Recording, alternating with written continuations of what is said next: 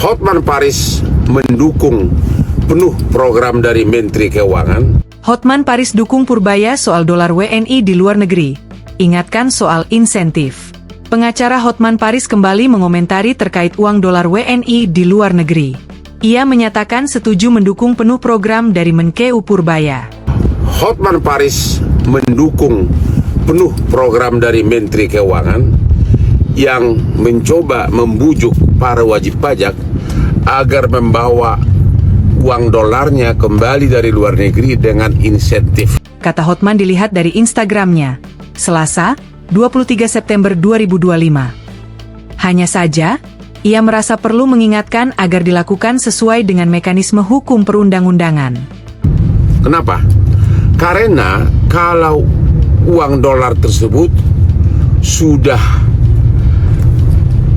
merupakan bagian dari pendapatan dan tidak dimasukkan dalam SPT, berarti pajaknya sudah terutang. Kalau pajaknya sudah terutang, berarti tunduk kepada ketentuan undang-undang pajak. Jelasnya, ia berpendapat kalau mau insentif yang tidak sesuai dengan tarif pajak atau sanksi atau penalti dalam undang-undang pajak, maka yang berwenang bukan Menteri Keuangan.